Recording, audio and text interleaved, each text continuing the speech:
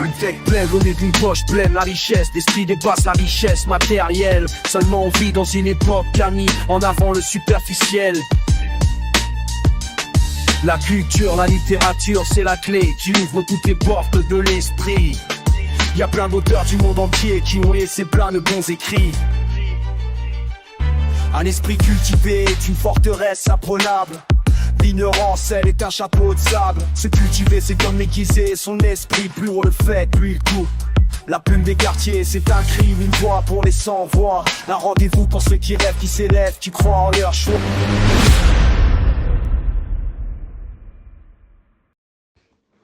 Bonjour tout le monde. Alors, pour me présenter, comment me présenter? Déjà, je m'appelle Indemrad. Je suis une auteure. J'ai écrit un seul livre pour le moment, mais je partage beaucoup d'écrits. En tout cas, j'ai partagé dans le passé énormément d'écrits à travers les réseaux sociaux, que ce soit Facebook à l'époque, Instagram, sur lequel je partage encore des choses sur ma page Écrire pour construire. En parallèle, je suis consultante en gestion. Je travaille à mon compte pour le compte de clients. Et je continue à écrire, même si ces dernières années, j'ai moins eu l'occasion de le faire. J'ai publié une autobiographie en 2019, donc ça commence maintenant à dater. Et j'aimerais pouvoir écrire un autre livre. Et voilà pour ma présentation brève. Hind Marad, bonjour et bienvenue dans l'émission La Plume des Quartiers. Comment votre enfance et la disparition de votre oncle ont-elles façonné votre perception du destin et de la destinée personnelle dans votre écriture? Alors, comment mon enfance et la disparition de mon oncle ont-elles façonné ma perception du destin et de ma destinée personnelle? Je parle dans mon livre du décès de mon oncle, qui a eu lieu 3 semaines avant le décès de ma grand-mère d'ailleurs.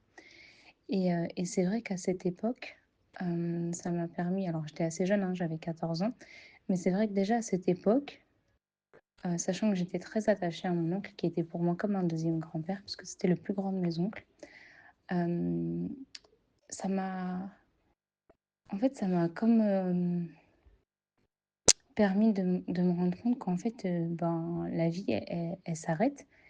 Et du coup, qu'il était important peut-être de faire attention aux choses importantes. Je dirais pas de la vivre pleinement, parce qu'à cette époque-là, c'est pas comme ça que je l'ai vue. J'avais que 14 ans, donc c'était pas cette conscience-là. Mais c'est vraiment ce côté-là de me dire, wow, mais voilà, maintenant mon oncle est décédé. Faudrait peut-être que je fasse attention à ce que je fais. Faudrait peut-être que je me concentre plus. Je me souviens qu'à cette époque aussi, je crois que, je crois que, alors j'étais bonne élève, mais je crois que j'aimais bien faire c'est pas des bêtises, hein, mais en fait on avait une classe agitée, donc on aimait bien plaisanter et tout ça. Et je sais pas si mon père devait être convoqué ou un truc comme ça. Et ça, en fait, je crois que ça m'avait fait mal au cœur. C'est ouf parce que j'ai complètement oublié cette anecdote-là. Je crois que ça m'avait fait mal au cœur de me dire que mon père allait aller en Tunisie pour le décès de son grand frère et qu'il allait revenir et qu'elle allait être convoquée. Je crois qu'il y avait quelque chose qui s'était passé à ce moment-là et qui fait que je me suis dit non, maintenant je vais être sérieuse. Tant dans le fait d'avoir des bonnes notes, chose que j'avais déjà, mais aussi dans mon comportement.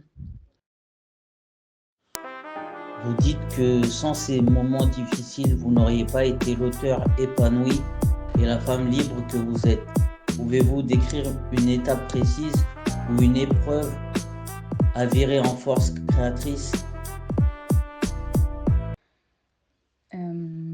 Alors, du coup, par rapport au fait que tous ces moments difficiles m'ont permis d'être l'auteur épanoui et la femme libre que je suis, euh, c'est pas tant dans l'inspiration. C'est pas tant dans l'inspiration. Quoique, en fait, si ça peut jouer un rôle. Mais quand je l'écris dans mon livre de cette façon-là, c'est plus le côté épanoui et le côté femme libre que le côté auteur. Mais c'est vraiment ce côté auteur dans cette liberté d'avoir choisi d'écrire quand on attend de nous, parfois, une fois qu'on a fini nos études, de travailler. surtout que j'ai fait des études dans une université assez importante. Et du coup, on attend de nous, directement d'être dans des grandes entreprises et même avant d'être diplômé. Hem, c'est vraiment ce côté-là où les épreuves, je dirais, m'ont permis de mettre Dieu au premier rang. Et du coup, à partir de ce moment-là, où j'ai mis Dieu au premier rang, j'ai vraiment plus donné d'importance à la vie des gens, en fait, à ce que les gens pouvaient penser de moi. Et à partir de ce moment-là, j'ai fait des choix qui me paraissaient importants tant que c'était aligné avec cette spiritualité. Et c'est en cela aussi que cette foi-là, elle m'a rendue libre. Parce que vraiment, je n'accordais pas d'importance à ce qu'on me disait. Il faut que tu fasses ça, ou faut pas que tu fasses ça, ou c'est important de faire ça, ou autre. Et à partir de ce moment-là, en fait, j'ai juste vécu pleinement.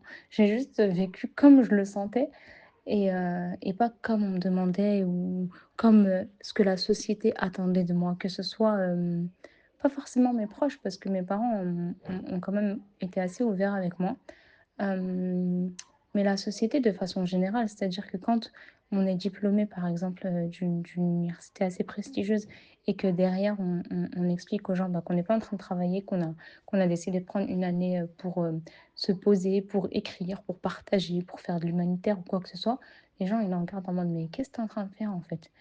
Et au-delà de ça, dans les différents choix de ma vie, que ce soit même mes études finalement, les gens posent beaucoup de questions mais dans le fait de toujours avoir voulu chercher à pas à plaire aux autres, mais juste à faire ce qui était important pour moi et tant que ça plaisait à Dieu, je pense que ces épreuves-là qui m'ont permis de mettre Dieu au premier rang, m'ont permis d'être libre. La dépression est décrite comme une épreuve complexe mais transformatrice. Quels mécanismes d'écriture, de soutien par rapport à la spiritualité vous ont aidé à traverser cette période? La dépression. Hem, la dépression, c'est dur, hein. C'est dur déjà parce qu'au moment où on n'est pas bien comme ça, on veut même pas utiliser ce mot. Peut-être parce que c'est un mot alors peut ça fait un moment maintenant, que j'ai traversé cette épreuve-là, donc c'est vrai que toutes ces dernières années, il y a énormément de choses en lien avec la psychologie et tout ça, mais avant c'était pas du tout une traîne la psychologie, c'était vraiment un truc vu pour les fous et hem et du coup, c'est vrai que quand on pose ce mot, hem, c'est quelque chose de lourd qu'on disait avant en tout cas. C'était quelque chose de très lourd et hem et je pense qu'au moment où moi j'étais pas bien, je j'assumais même pas de pas être bien au final. Mais en même temps, c'est assez drôle parce qu'à chaque fois que, des personnes ont lu mon livre, alors il y a certaines personnes qui m'ont dit: «Waouh, mais en fait, j'ai vécu exactement la même chose, je savais même pas que c'était ça». Et il y a d'autres personnes qui me disaient: «Mais c'est pas une dépression que tu as vécue, c'est juste une expérience transformatrice». Donc c'est drôle parce que ça reprend finalement les termes, de la question qui est posée, à savoir la dépression est décrite comme une épreuve complexe mais transformatrice. Bah, ouais, exactement. Transformatrice parce que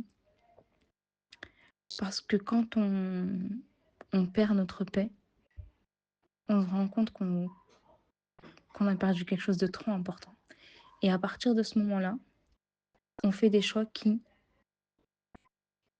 vont dans le sens qui touchera jamais notre paix. Alors ça veut pas dire que, on reste toujours aligné, ça veut pas dire qu'on fait pas d'erreurs, ça veut pas dire qu'on va pas faire des choix qui sont pas spécialement les bons, mais on sait à quel point cette paix est importante et on sait qu'on ne veut pas payer ce prix-là de la perdre. Et par rapport aux mécanismes qui m'ont aidée, comme je l'explique, dans mon livre, il y a l'écriture qui m'a beaucoup aidée.